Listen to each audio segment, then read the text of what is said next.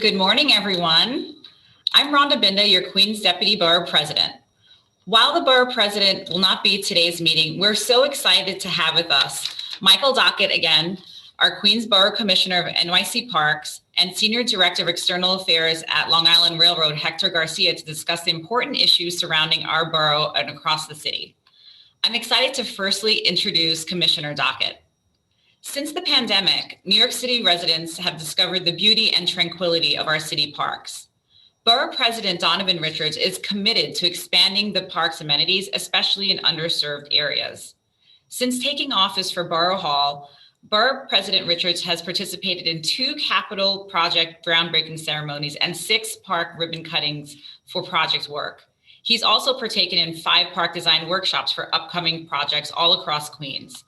In fiscal year 21, he's invested at least $9 million of our budget into the parks. In fiscal year 22, we will be announcing additional and significant funding allocations for parks all throughout Queens County. New York City Parks Department announced the relaunching of the renewed anti-litter campaign ahead of a busy summer season. The campaign was designed to address excessive trash being left behind at our great New York parks. Parks Commissioner Dockett began his career with New York City Parks in 1984 as an urban park ranger in Queens, steadily rising through the ranks and holding positions in all the 5 boroughs. Commissioner Dockett is also joined by Sarah Boral and Juliana Lopez, who are outreach coordinators for the Queens Parks Departments as well. Thank you, Sarah and Giuliani, for joining us today. I'll now turn it over to Commissioner Dockett. Thank you again for joining us today, Commissioner Dockett. You're welcome, and thanks for the invitation, and glad to be here. I'm going to share my screen with you. It is. Give me one sec.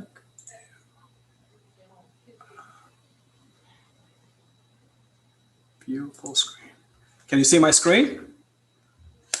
So, So I'm Mike Dockett, your Parks Commissioner, and I'm here to help you with any parks-related issue you may have. So feel free to reach out to me.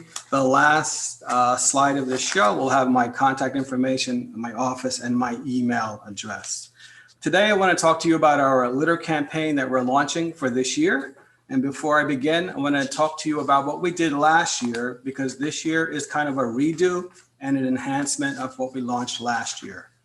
So last year we had the dual things happen to us where we had an increased use of parks because of the pandemic. And at the same time, we had a decrease in resources. We didn't have seasonal workers. When you mix the two, the litter went up in the parks, the complaints went up, and we really put our heads together to figure out how we can tackle this. So late August, we kind of launched an anti-litter initiative, and we targeted the places in parks that create the most litter. So that's the barbecue areas and the picnic areas and the areas where people have events. And then we targeted there, and we also were working on getting volunteers to come in and help us since we didn't have the staff.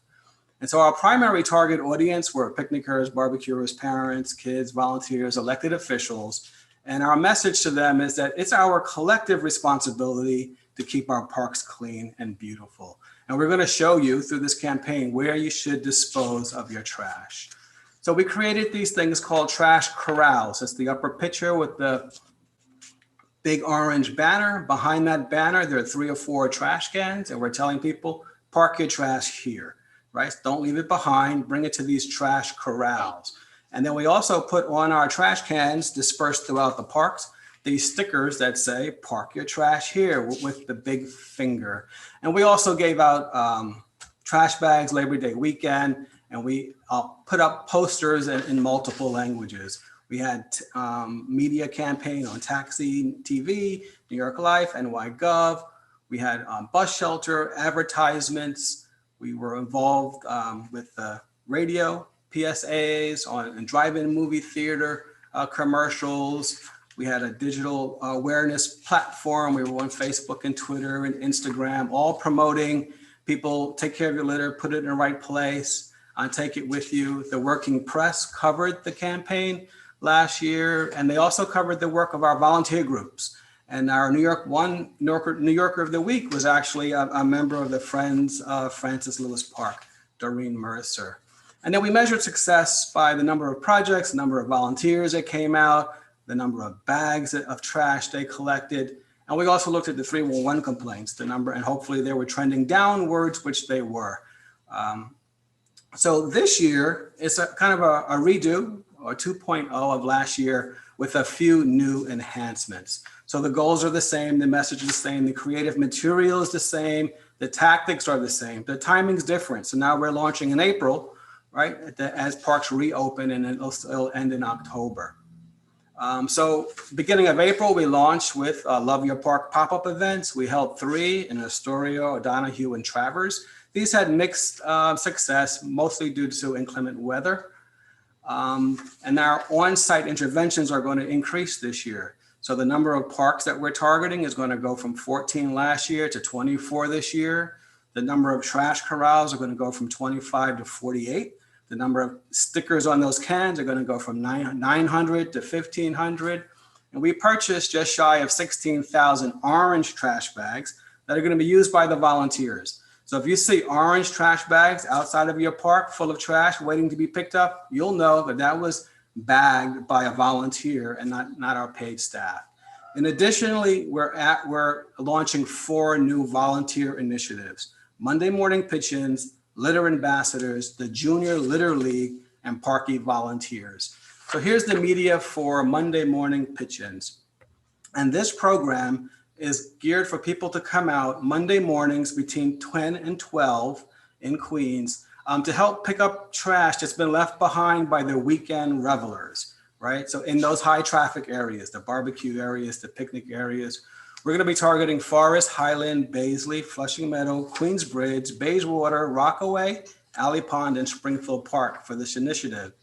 And what's special about this is that we're inviting the elected officials to join us on these Mondays or whatever Mondays they can to participate. And we're asking elected officials to actually promote the program, get volunteers to come out. And if the volunteers can register by going to the website that's projected there.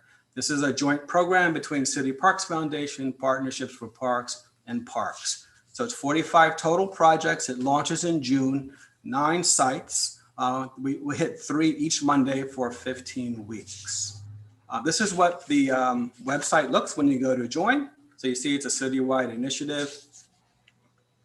And the next program is called Litter Ambassadors. This program is geared to adults, so you have to be over 18. And we're targeting these parks: Flushing Meadows, Forest, Highland, Alley Pond, and Rockaway Beach. What's unique about all of these parks is that they have a park administrator that's assigned to them. So this program is bringing out adults or those over 18 to do the same thing: pick up trash, to hand out orange garbage bags, to point in these areas, to give them to the public, to point them to where the trash corrals are. Kind of increase the stewardship of the parks. We give these folks orange vests so that they look like uniformed presence in the park. We're asking them to volunteer a total of 4 hours over the course of the summer, so it shouldn't be too onerous. And they can also sign up by going to our website. So here you go. And this program is already launched. So this is what they look like in the park. This is a group that was out in Flushing Meadow Park just last weekend.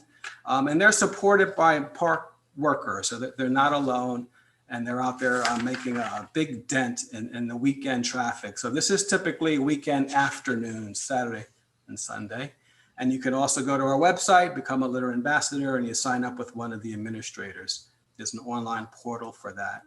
Then there's the Junior Little League. This program's already begun, and the registration is finished. And it's a program for kids in schools to join, to pick up litter, to learn about garbage and protecting the environment. And it's actually a competition between teams of children, and we'll monitor how much their bags weigh and that kind of stuff, and they can win prizes along the way.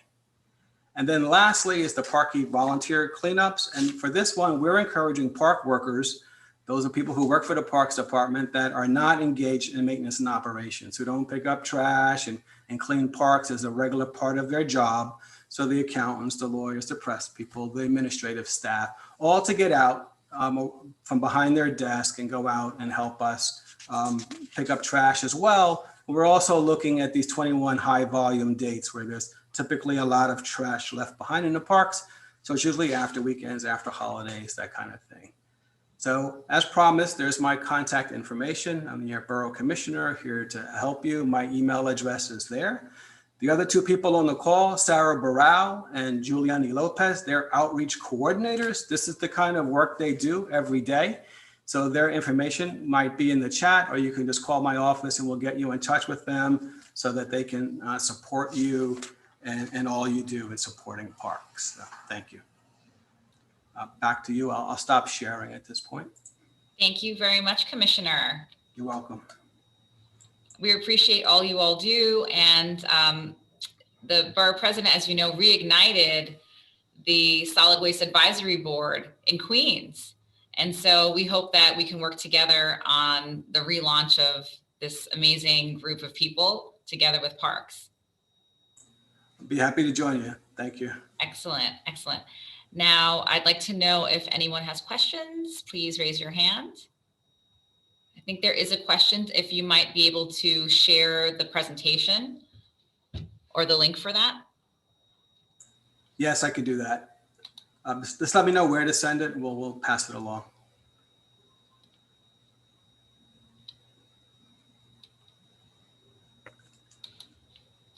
All right, seeing that there are no questions. I see Mr. Garcia is on the line. I'd love to introduce our next speaker. So as you know, here in Queens, we have over 15 Long Island Railroad stations. Our community board leaders have some concerns regarding a few of those stations. To address some of those concerns, we have the Senior Director of External Affairs with the Long Island Railroad, Hector Garcia. Mr. Garcia has been working for the MTA's Long Island Railroad for 29 years. Over the span of time, he's actively worked with our elected officials, New York City agencies, and community representatives to prevent and resolve community issues regarding the 700 miles of tracks with the LIRR. Mr. Garcia also conducted public outreach and has regularly advised LIRR seniors management on key issues, including local input on LIRR expansion projects. Prior to COVID-19, the New York Long Island Railroad service served over 300,000 customers each weekday. It's known as the largest commuter railroad in North America. Since the pandemic, the Long Island Railroad is now up to 30% capacity and its trains are running 80% of its normal schedule. The LIRR app is now on your phone and can be used to track exact location of each train before it reaches your stop. Here in Queens, we have over 15 stations. And so we're so happy that you're here today, Mr. Garcia, to address some of the concerns. So we'd love for you to present now. And then if you are able to answer questions, we'd appreciate that if you're able to stay as well. Thank you. You can unmute. Yeah, thank you. I'll be happy to answer questions. Let me pull up.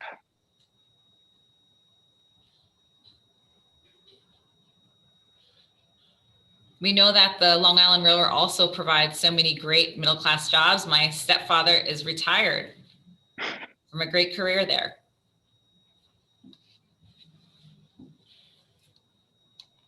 All right, I'm not at my desk, so I'm failing in terms of pulling up the presentation, but I have it here. I can just, if somebody can pull it up, but I can just start. So as you said, we have 15 stations in Queens. We have about 700 miles of right-of-way and track, throughout Queens, Brooklyn, Nassau, and Suffolk, and we have 124 stations overall. One of our issues is that we don't have enough resources to keep everything as pristine as everybody would like, but we do try to work with people on local issues as much as we can. For the most part, throughout the city, we maintain our stations and our right-of-way area, which is along the track, and that's in terms of dumping, debris, and also vegetation. We have to keep vegetation clear from the tracks. In many areas, we have fencing along most of our property, so that's really where our priority has been. But there are a few areas where our property extends beyond our right of way. So then we try to do is, if there's an issue somewhere, like with dumping and it's our property is exposed, then we try to do is put fencing up to to mitigate that. And then we do work with the local with sanitation when we can on common areas. So for Community Board 4, so a big issue there is about sidewalks and snow removal. So, as a general policy, we don't maintain most of the sidewalks except if it's at our station. But if the bridges, and then, overall, there's a lot of issues with dumping on these sidewalks and on our bridges. We do maintain the bridges themselves. So if there's graffiti on our fences or on our property, that we're responsible. And if it's dumping on our property, that we're responsible. Should I go through everything or answer questions by community board, do you think? You have time to go through your presentation. Okay. The next one is for Community Board 5. A big concern in that community is we have a freight yard there. New York Atlantic is a private operator that operates freight throughout our system. And it's also an interchange point where there's MTA property there, but then half of the yard is private. So this is where all the freight comes from, out of state, and that's where it kind of gets interchanged to go to wherever it has to go. We are working actively on a procurement to get some, it's called green locomotives, which are a little environmentally more friendly and cleaner diesel engines for that, for the work engines. That should help. So as soon as we get those on board, where our goal is to replace the engines that New York Atlantic has, so that they're going to just be running clean diesel locomotives. So we hope that'll be something that addresses that main issue. And very aware about the Cooper Avenue Bridge in Glendale. It's a very rusty old bridge. I know it has to be painted, but it's a little more complicated than that. It's a capital project, so we just have to. It's on a list. We need to get capital dollars to paint the bridge. The way we address bridges is that you have to kind of remediate any lead or any abatement, any contamination that's on there from the old paint. Strip it down to bare metal, prime it, and then you paint it. So, a bridge like that, I think it's it could be $1 million or more to paint. So that's just a capital funding issue. As soon as we get the dollars, then we can address that one. Kew Gardens, Community Board 9. Actually, the first two things, those first two locations, those overpasses or bridges that go over the railroad tracks, those aren't railroad bridges. Those are New York City bridges. We only maintain bridges that actually carry trains over roads or over. But any road bridges or pedestrian bridges, those are maintained by the city. And the Cuthbert Road, that issue, I'll have to go look at it. And if somebody wants to meet me there, we can, actually sanitation. So if we need to set up a joint site visit, we can do that to see, where the property lines are and then to see what we can do to address. Community Board 12 for Jamaica, Hollis and Queens Boulevard. Same issue under the underpasses, under those tunnels. We maintain the walls, so any graffiti is rail responsibility, but not the sidewalks. In terms of the parameter of the MTA PD, they handle security on our system, but they don't really get into those quality of life in terms of they don't address dumping on our property. And the last one is Community Board 14 for Far Rockaway. So so we have the Atlantic ticket is currently a pilot that there's no intent to end it. It has to be, we do have to do some further analysis on it, which has been delayed because of COVID. Either at the end of this year or next year, we're going to be reevaluating it. And then there's also other fair policy proposals that are being considered, but they have to be looked at as a whole. There's also an interborough transit discount fund that's going to discount fares throughout this, to travel within the city. That's tied to congestion pricing. But all those different proposals have to be looked at as a whole and then approved by the MTV board. And with that, I'm open to any questions.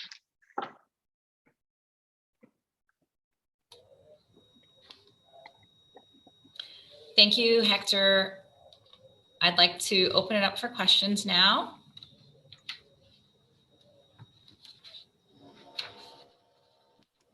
It looks like Yvonne has a question from CV12.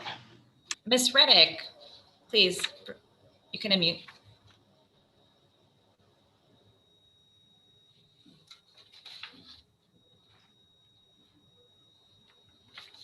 Ms. Reddick?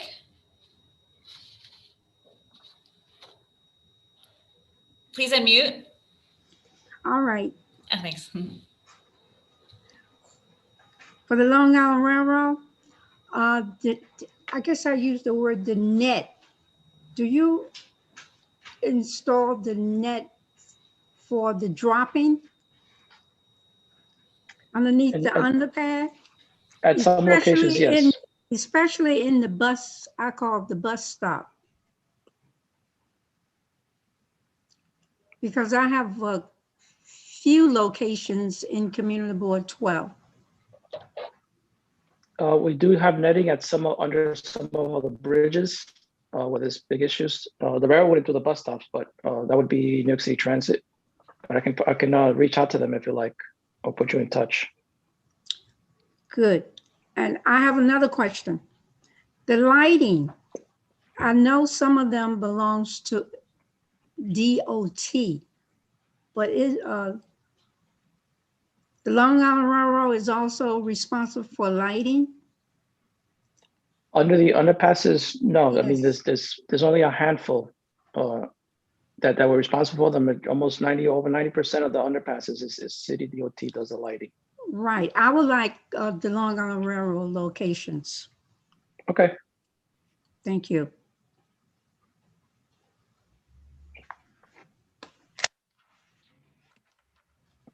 Hi, Mark.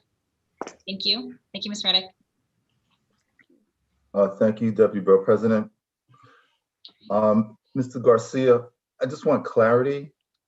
So underneath the tracks is the responsibility of the city in terms of keeping that clean. And the only thing that the Long Island Railroad is responsible for is the graffiti on the walls.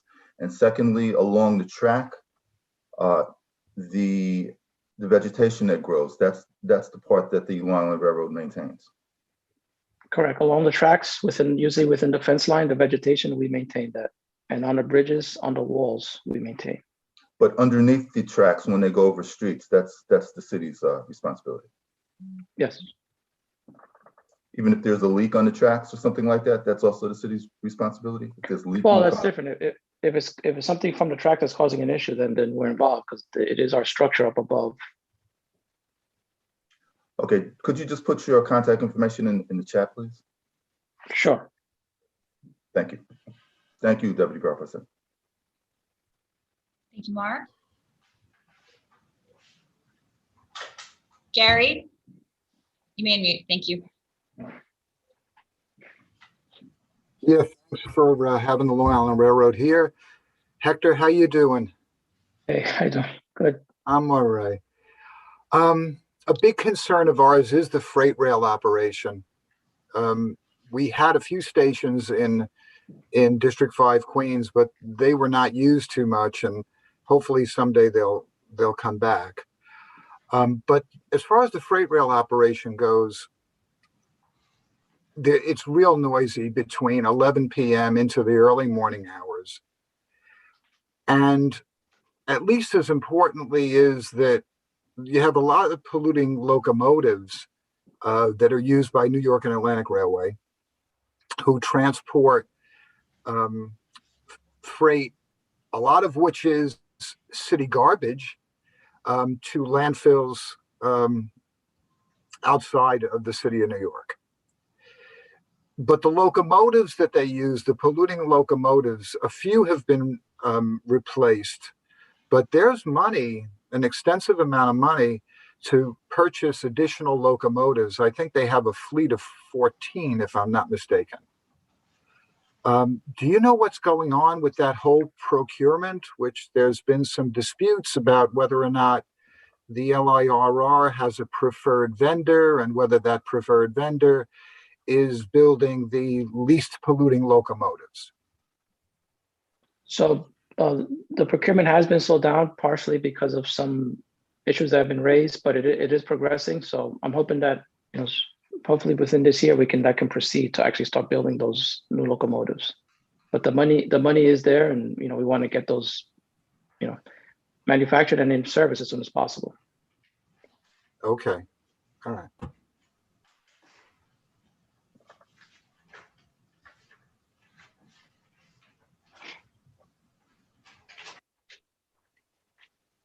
Do we have any questions from any other district managers? Mr. Garcia, I wanted to ask a question about what you see as the new normal, as the borough president likes to say. So we are thinking about how can we reimagine the way that we look at transportation in the borough, and whether you see more local stops within the borough when the schedules are resumed to full capacity. So at the end of next year, there's going to be a new railroad for everybody, partially because of what's happening after COVID. But then we have a lot of major projects that are coming into fruition by the end of next year. So at the next December, we're going to have East Side Access, which is the railroad terminal at Grand Central. So you're going to have railroad service into Grand Central Terminal for the first time, which will connect you to Metro North trains and to get to Connecticut and upstate. We also have a third track project on Long Island, which is increasing capacity there. That will allow reverse peak commuting, which people from Queens will be able to go out to Long Island for jobs, because currently you really can't get out there during rush hours. We don't have enough track capacity, so we're almost like going one direction. All the trains are coming into the city, and then in the evening rush hour going back. With this new third track project, we'll actually be able to run service in both directions. And in conjunction with that, we're also making some changes at Jamaica, kind of where everything for the railroad kind of interconnects. So between now and end of next year, we're actually, we have to see what the patterns are, what the demand is, and our service is going to change. So people will have more options. We don't know exactly how, so the question is going to be, we believe most people are still going to want to go to Penn Station, but a certain percentage we're going to go to Grand Central, and then there's going to be demand to go out east. So we're going to have to juggle all those needs, and then have a new service plan. Is the ridership publicly available per stop? Yes. Mm-hmm. Yep. Is there a website? I believe so. I'll find that. Thank you. Interesting to see the trends.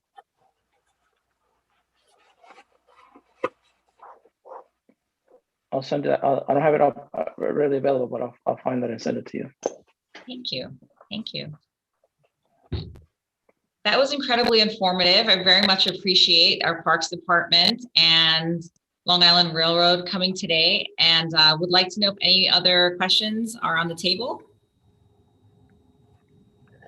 Hi, Madam Deputy Borough President Florence Cloris, Board 1. He didn't speak about Western Queens at all. Does he have anything that he can provide for us about Western Queens? Thank you for the question. Good to see you. Where in Western Queens are you asking about? We have a train stop right in Community Board 2. Also, the Long Island Railroad comes into and goes through Community Board 1 behind the shopping centers. At one point, they were talking about possibly installing a stop in Astoria. Do you have any updates for anything regarding Western Queens? The railroad doesn't go into Astoria area. The closest would be probably Woodside. Yes, it also goes into Long Island City, Sunnyside, doesn't it? Okay. Oh, yeah. Stop? Yeah. Thank No, you. we still have a Hunters Yes, Point Avenue thank you, station. Florence. No, we have Hunters Point Avenue station and Long Island City station. Those stations are still active, and we're going to continue providing service to those stations. But there's nothing, anything big or new happening in the immediate future. Hector, can I just jump in? I'm sorry, Madam Sure. Deputy Borough President. Thank you very much. I appreciate that. The elevators at that stop, they're always out of order. We have a lot of issues for years. Is there any upgrades planned for that area? You mean at Woodside Station or Hunters Point? Yes. Oh. I know the elevators were replaced, several within the last 5 years. Yes. I wanted to know if there was a time frame for that. No, I'm saying they were replaced. There was an elevator that was replaced. So that's more of a maintenance issue, but they were upgraded about 5 years ago. But they're out of order quite a bit, especially in this pandemic. We need to make sure that our elevators are working properly. Okay, I agree that. And Hector, we have a lot of homeless around the area, on the railroad, behind the railroad. we've put in some complaints to you for some of the areas. Is that your department? Do you have somebody working officially on that? Yeah, no, about a year and a half ago, I think that we set up a site visit with between us, sanitation, and also the city with the homeless services and MTA homeless outreach. So. Yeah, but it has increased since there. That's a year ago. All right, no, so we'll do it again. That would be great. Thank you. I appreciate that update. Thank you. We also have a question from Community Board 14. Thank you, Jonathan. You may unmute. I can't hear you. There you go. You hear me now? Got it. Mhm. Okay. Yeah, no problem. So two quick questions.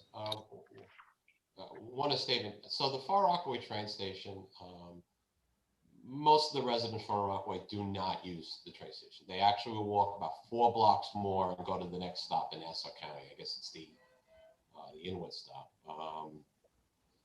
The reason they do that is because the Far Rockaway train station is in such bad shape. The lighting is awful. The parking lot is awful.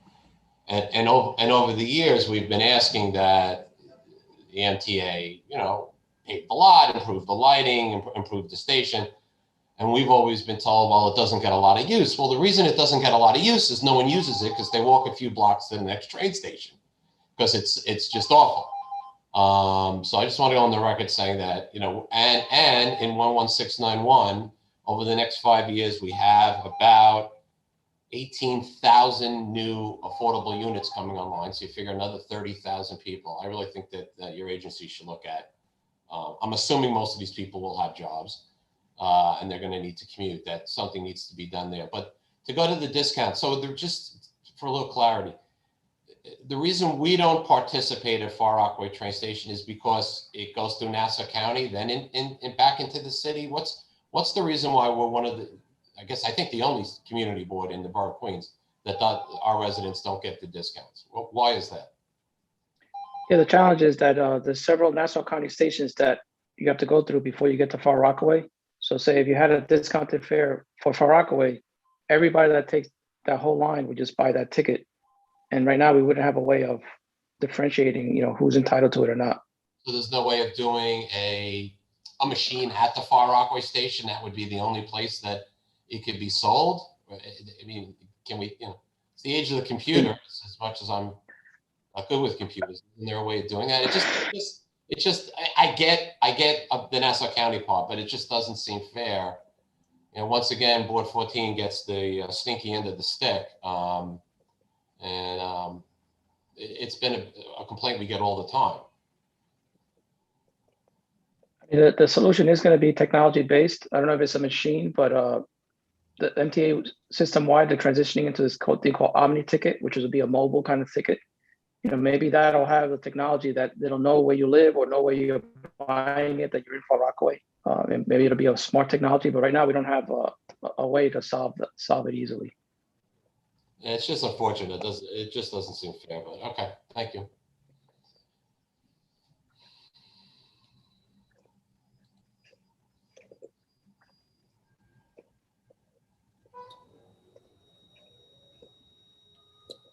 Thank you for clarifying, Mr. Garcia. Thank you, Commissioner Dockett. We'd like to know any more questions from our leadership here. Well, thank you for opening the door for conversation and discussion. I know that there's a good amount of follow-up here and appreciate you coming and spending your time today with us. We are excited for things to get back to normal in Queens sooner than later. And we look forward to seeing more people riding the Long Island Railroad, riding our public transportation, and being in our amazing public parks. So thanks again for all that you're doing to get us back better than ever. And of course, on behalf of Borough President Donovan Richards, we have to thank the incredible staff. I have to thank the amazing community board team we have, the Director of Constituent Services and Community Boards, Maricela Cano, our Deputy Director, Kat Bresler, Khalil Bragg, who was instrumental in planning today's meeting. as well as our incredible staff who are behind the scenes, Aldo Grillo, Chris Barca, Carolina Gill, Tiffany Eason, and our Chief of Staff, Frank Joseph, and Deputy Chief of Staff, Brent Weitzberg. On behalf of Borough President